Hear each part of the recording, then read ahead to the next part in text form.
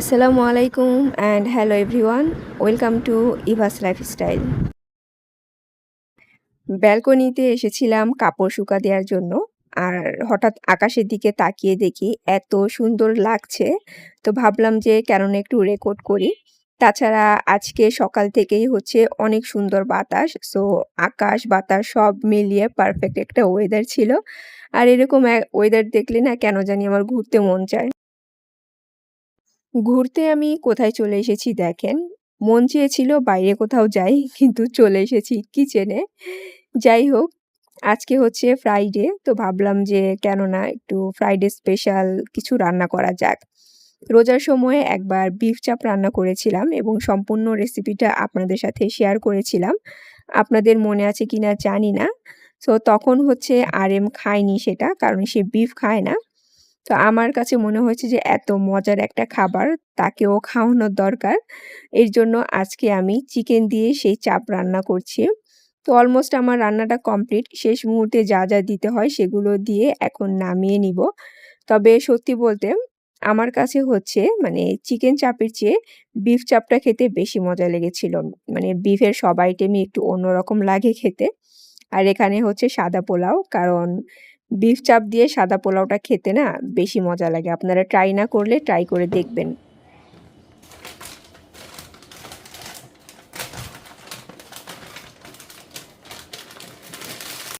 চলেন এবার কিছু খাবার অর্গানাইজ করি। অনেকদিন হয় খাবার অর্গানাইজের ভিডিও আপনাদের সাথে শেয়ার করা হয় না। তো আগে দেখা যেত প্রায় সময় আমি এরকম সবগুলো খাবার একসাথে মানে গুছিয়ে রাখতাম আর ভিডিও রেকর্ড করতাম। কিন্তু ইদানিং হয় যে ১টা ২টা করে মানে আমি সাথে রিফিল করে ফেলি। মাঝে মধ্যে রেকর্ড করি, মাঝে মধ্যে করা হয় না। তো আজকে হচ্ছে আবার বেশ কিছু খাবার একসাথে মানে অর্গানাইজ করছি। তো এখানে হচ্ছে লাচ্ছা সেমাই এনেছি। ঈদ না, তারপরও ইদানিং হচ্ছে এই সেমাইটা আনি। কারণ লিয়ানাকে সকালে মানে ব্রেকফাস্টে দিতে হয়। তো লিয়ানা হচ্ছে মানে প্রতিদিন সকালবেলা একই টাইপের খাবার সে খেতে চায় না। মানে আমি হচ্ছে কখনো খালি পেটে তাকে স্কুলে পাঠাই না। দেখা যায় কিছু না কিছু মানে খাওয়ানোর পর তারপর হচ্ছে সে স্কুলে যায়। এর জন্য হচ্ছে আগে প্রতিদিনই সে কি করত, আপনার হচ্ছে মানে কোকো ক্রাঞ্চ খেয়ে স্কুলে যেত। কিন্তু ইদানিং তার প্রতিদিন সেটা ভালো লাগে না। তো প্রতিদিন কি দিব? তো মাঝে মধ্যে মানে চিকেন কারি রান্না করলে সেটা দিয়ে পরোটা দেই, নুডলস দেই। আর এখন হচ্ছে সেমাই এনেছি কোকো ক্রাঞ্চ। সো এরকম করে মানে ৫ দিন কভার করার চেষ্টা করি। তো এইবার অনেকদিন পরে আমি কি বলে সেটাকে ড্রাগন নুডলস এনেছি। ড্রাগন নুডলস তেমন একটা আনা হয় না আমার। তো এটা দিয়ে আমার কিছু একটা বানানোর প্ল্যান আছে, যার কারণে আমি এটা আগে থেকে এনে রেখে দিলাম। আচ্ছা, ফারিহা সুইটি আইডি থেকে আপু, আপনি বেশ কয়েকবার আমার কাছে আম যে টেবিলটা কিনেছি আমি সেন্টার টেবিল, সেটার লিংক জানতে চাচ্ছিলেন। সরি আপু, মানে অ্যাকচুয়ালি অনেক আগের মানে কি বলে সেটাকে ভিডিও, তো লিংকটা আমি হচ্ছে খুঁজে পাচ্ছিলাম না। তাছাড়া মনেও থাকে না। আমি চেষ্টা করব যদি লিংকটা খুঁজে পাই আজকের ভিডিওর ডেসক্রিপশন বক্সে দিয়ে দেওয়ার জন্য। আপনি কাইন্ডলি একটু ডেসক্রিপশন বক্সটা চেক করবেন। আচ্ছা, প্যারাগনের চিকেন সমুচা কি আপনারা কেউ ট্রাই করেছেন কিনা? যদি ট্রাই না করে থাকেন একবার হলেও খেয়ে দেখবেন। এটা খেতে না খুবই মজা। মানে ফ্রোজেন হলেও এত মজার সমুচা মানে একবার খেলে আপনারা বুঝতে পারবেন। আর এই ধরনের মানে ফ্রোজেন কিছু স্ন্যাকস ঘরে থাকলে বেস্ট হয়। হুটহাট যদি কোনো গেস্ট চলে আসে কিংবা সন্ধ্যায় কোনো কিছু বানাতে না মন চাইলে সেটা খাওয়া যায়। যদিও হেলথের জন্য ভালো না।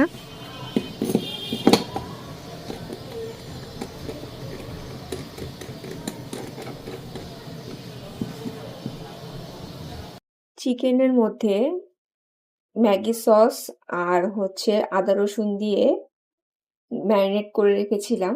এখন সামান্য তেল দিয়ে তারপর গোলমরিচ দিয়ে চিকেনগুলোকে একটু করে ফ্রাই করে নিচ্ছি।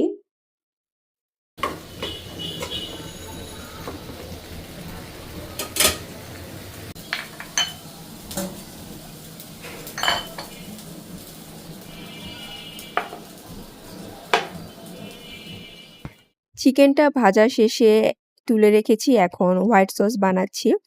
চিকেনটা ভাজার সময় আমি লবণ দেইনি। অনেকে আবার বলতে পারেন যে লবণ কেন ইউজ করলাম না? কারণ ম্যাগির যে ছোট সসটা আছে সেটাতে না সয়া সস আরকি, সেটাতে প্রচুর পরিমাণ লবণ থাকে। সো সেই সসটা যদি একটু বেশি পরিমাণে দিয়ে কোনো কিছু ম্যারিনেট করেন তখন আর এক্সট্রা করে লবণ দেওয়ার দরকার নেই। এর জন্য আমি লবণ দেইনি। তো যাই হোক, হোয়াইট সসের রেসিপি সবাই কমবেশি জানেন। তারপরও আমি একটু করে বলে দিচ্ছি। ১ম এ হচ্ছে বেশি করে বাটার দিয়েছি। তারপর বেশি করে গার্লিক দিয়ে একটুখানি ভেজে দেন ১ চামচের মতো আমি আটা ইউজ করেছি। আপনারা আটা, ময়দা যেকোনোটাই দিতে পারেন। এরপর আটা ১ মিনিটের মতো ভেজে নিয়ে দিয়ে দিব হচ্ছে লিকুইড মিল্ক।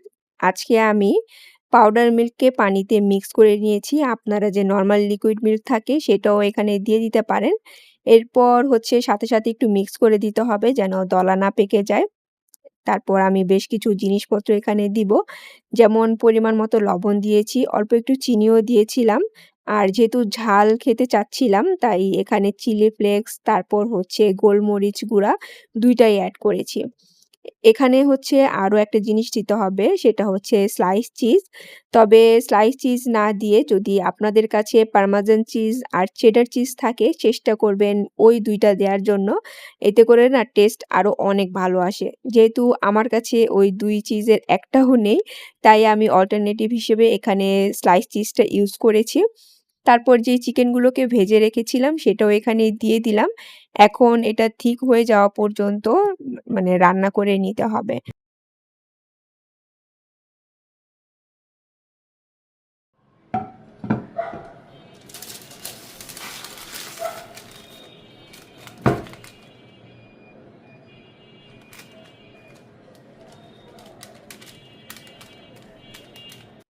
আজকে বানাচ্ছি হচ্ছে আলফ্রেডো পিজ্জা।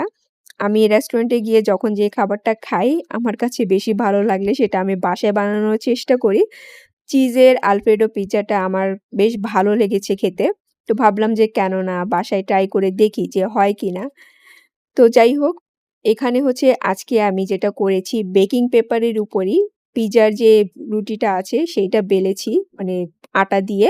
তারপর পেপার সহই পিজ্জা ট্রের মধ্যে রেখে দিলাম। অন্য সময় দেখা যায় যে আলাদা বেলে হাতের মধ্যে দিয়ে এখানে নিতে মানে শেপটা অনেকটাই নষ্ট হয়ে যায়। তো ভাবলাম যে এভাবে ট্রাই করে দেখি। তো দেখলাম যে এই টেকনিকটা খুবই ইউজফুল। এখন হচ্ছে আমি পিজ্জা সস ছিল না, তাই টমেটো সস, চিলি ফ্লেক্স আর চিলি সসকে একসাথে মিক্স করে এখানে এপ্লাই করে দিলাম। দেন কিছু স্লাইস চিজ দিয়ে দিলাম। চিজের পরিমাণটা অত বেশি দেইনি, কারণ লিয়ানা অত লাইক করে না তাই। এখন দিয়ে দিচ্ছি হচ্ছে যেই চিকেনটাকে আমি রেডি করে রেখেছি মূলত এটাই হচ্ছে আলফ্রেডো যে একটা টেস্ট মানে এই চিকেন আর সসের মিক্সচারটাই হচ্ছে সেটা নিয়ে আসবে। এখন আপনারা আপনাদের পছন্দ মতো যেকোনো টপিংস দিয়েই এটাকে বেক করে নিতে পারেন। আমি পিজ্জার অপশনে ১৫ মিনিটের জন্য এটা বেক করে নিব। আর রেডি হয়ে গিয়েছে আমার আলফ্রেডো চিকেন পিজ্জা। তবে এটা দেখতে না অত বেশি একটা সুন্দর হয়নি। কিন্তু সত্যি বলতে খেতে অনেক মজার ছিল।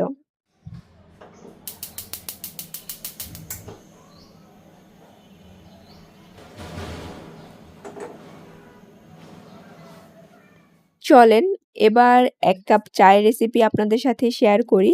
যদিও এই ওয়েতে অনেকে হয়তোবা চা বানান, কিন্তু দিলরুবা আপু যেহেতু রেসিপিটা চেয়েছেন তাই আমি শেয়ার করছি। ১ কাপ পানি নিয়েছি ১ম এ, তারপর সামান্য একটু লবণ দিয়েছি। কারণ চায়ের মধ্যে লবণ দিলে টেস্টটা একটু ভালো আসে।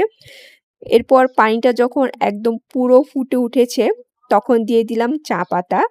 তো ১ কাপ চায়ের জন্য কতটুকু চা পাতা লাগে সেটা তো আপনারা জানেন। তবে এই টেকনিকে চা বানাতে গেলে দুধ এবং চা পাতা ২ টার পরিমাণই একটু বেশি দিতে হয়। এরপর এখানে আমি হচ্ছে আরো ১ কাপ পানি নিয়েছি। এই পানির মধ্যে হচ্ছে দুধটাকে আমি এভাবে করে মানে গুলিয়ে নিচ্ছি। টোটাল হচ্ছে আপনার ২ কাপ পানি লাগবে ১ কাপ চায়ের জন্য। আমি মেজারমেন্টটাও আপনাদেরকে একটু করে বলে দিচ্ছি। তারপর আমি যেটা করেছি ১ কাপ মানে লিকার যখন জাল হয়ে ১/২ কাপ হয়ে গিয়েছে তখন সেটাকে আমি ছেঁকে নিয়েছি। মানে চা পাতাটাকে ছেঁকে শুধু লিকারটা এখানে নিয়েছি। তারপর যে দুধটাকে আমি গুলিয়ে রেখেছিলাম সেটা এখানে দিয়ে দিলাম। তো ২ কাপ পানি দেওয়ার কারণ হচ্ছে মানে ১ কাপ আপনার হচ্ছে এরকম জাল হতে শুকিয়ে তারপর পারফেক্ট ১ কাপ চা রেডি হবে। দেন এখানে হচ্ছে চিনি দিয়ে দিচ্ছি। যতটুকু আপনাদের মানে আপনারা চিনি খেতে পছন্দ করেন সেই পরিমাণে দিবেন।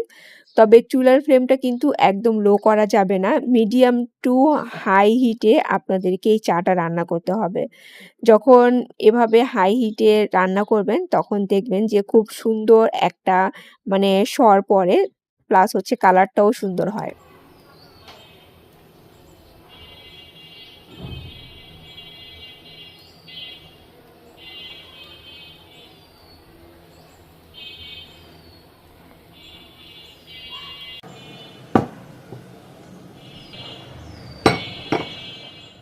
চা কিন্তু রেডি হয়ে গিয়েছে। আর এটা হচ্ছে আপনাদেরকে চোখের আইডিয়াতে বুঝে নিতে হবে চাটা ১ কাপ পরিমাণ হয়েছে কিনা। তো এই তো আজকে আপনাদের সাথে আমার টি সিক্রেট রিভিল করে দিলাম। তো দিলরুবা আপু অনেকদিন ধরেই বলছিলেন। তো আপু যদি এই ওয়েতে না বানিয়ে থাকেন তাহলে ট্রাই করে দেখবেন। তবে এটার ক্রেডিট কিন্তু আমার না। আমি আগে নিজেও চা ভালো বানাতে পারতাম না। নিজের চা নিজেই খেতে পারতাম না। পরে আমার মতো এরকম অনেকেই আছেন। দেন ফেসবুকে একজনের পোস্ট দেখলাম। তারপর কমেন্ট সেকশনে দেখলাম যে সবাই হচ্ছে নরমাল যেভাবে চা পাতা, দুধ একসাথে জাল দিয়ে তারপর ছেঁকে চা খায়, ঐরকম করে কমেন্ট করছে। শুধু একজনকেই দেখলাম এই রেসিপিটা শেয়ার করতে। তারপর ভাবলাম যে এই ওয়েতে আমিও ট্রাই করে দেখি। আর সত্যি বলতে মানে এই ওয়েতে চা বানালে টেস্ট খুবই ভালো আসে। যাই হোক, আজকেও হচ্ছে ফ্রাইডে মানে মোটামুটি ২ ফ্রাইডের ক্লিপ আপনাদের সাথে শেয়ার করছি। তবে আজকে চলে এসেছি স্পাইডারম্যান দেখার জন্য। আর স্পাইডারম্যান দেখার জন্য আজকে এসে আমার তো মনে হচ্ছিল আমি ঈদের সময় কোনো মুভি দেখতে এসেছি। কারণ সকালের সময়টাতে এত মানুষ আমি কখনোই দেখি না। যখনই মুভি দেখতে যাই দেখা যায় আমি চেষ্টা করি যে সকাল ১১ টার শো দেখার জন্য। কারণ ওই সময় রাস্তা ফ্রি থাকে। সবকিছু পারফেক্ট লাগে। তো এত মানুষ কখনো দেখি না। আজকে এত মানুষ ছিল, একটা ঈদ ফিল হচ্ছিল। তো যাই হোক, সেখান থেকে হচ্ছে মানে মুভি দেখলাম। মুভি দেখে লাঞ্চ করলাম। লাঞ্চের ক্লিপ আর নেয়া হয়নি। দেন বাসায় চলে এসেছি। তো বাসায় আসার পর যেই কাজগুলো আমার না করলে একদমই ভালো লাগে না, সেটা হচ্ছে এই যে ঘর গুছানো, ঘর মোছা। মানে আমি হচ্ছে যদি সকালবেলা কোথাও বের হই, তো দুপুর কিংবা মানে সন্ধ্যা ৬ টার মধ্যে যদি বাসায় ব্যাক করি, মানে গরমের সময়, তো দেখা যায় এই কাজগুলো আমার মাস্ট করাই লাগে। আর যদি লাঞ্চের সময় কোথাও বের হই, তখন তো আরো বেশি ইজি হয়। সকালে ঘুম থেকে উঠে ব্রেকফাস্ট করে, তারপর হচ্ছে এই কাজগুলো শেষ করে দেন যাই। তো মাঝে মধ্যে বাইরে বের হওয়ার পর অনেককে সুন্দর করে রেডি হতে দেখলে না, আমার খুব আফসোস লাগে যে এরা কত সুন্দর সময় নিয়ে রেডি হয়ে বের হয়েছে, আর আমি কোনো রকম করে বের হয়ে যাই। তার কারণ হচ্ছে এই যে ঘরের যদি এত কাজ মানে করা লাগে, আর করা শেষে মানে টাইম কোথায় পাওয়া যায় বলেন যে একটু সুন্দর করে রেডি হব। সুন্দর করে রেডি হতে গেলেও তো মিনিমাম ১.৫ থেকে ২ ঘন্টা লাগে হেয়ার স্টাইল সহ। তো ওই সময়টা তো থাকে না। দেখা যায় যে তাড়াহুড়া করে কাজ করি, তারপর সময় হয়ে যায়, কোনরকম রেডি হয়ে বের হয়ে যাই। এ হচ্ছে আমার অবস্থা। তারপরও এই কাজগুলো করতে আমার বেশ ভালো লাগে। মানে ঘরের এই কাজ ছাড়া আমার একদমই মানে আমি চলতে পারি না। তো যেহেতু আজকে বেশ সময় আছে, এই যে অলমোস্ট ৪ টাও বাজেনি। তো ভাবলাম যে কেন না সবকিছু একটু ভালো মতো ডিপ ক্লিন করে তারপর হচ্ছে শাওয়ার নিতে চলে যাই। সে কখন থেকে তুমি ল্যাপটপ দেখছো লিয়ানা? হ্যাঁ, তোমার কি খেলা শেষ হয় না? আই ক্যামেরা দেখলে লুকাতে মন চায় না। এয়ার ফ্রায়ারে কখনো লইট্টা ফ্রাই করতে যাবেন না। এই যে আমি আজকে ভাবলাম যে তেলের ছিটা আসে তাড়াতাড়ি করে এয়ার ফ্রায়ারে দিয়ে দেই। এই যে অবস্থা, অর্ধেক মাছ হচ্ছে এখানেই লেগে আছে। বুঝলাম না কি ভুল করলাম। এতগুলি তেল ব্রাশ করে দিয়েছি আমি পেপারের মধ্যে, তারপরও লেগেই অবস্থা।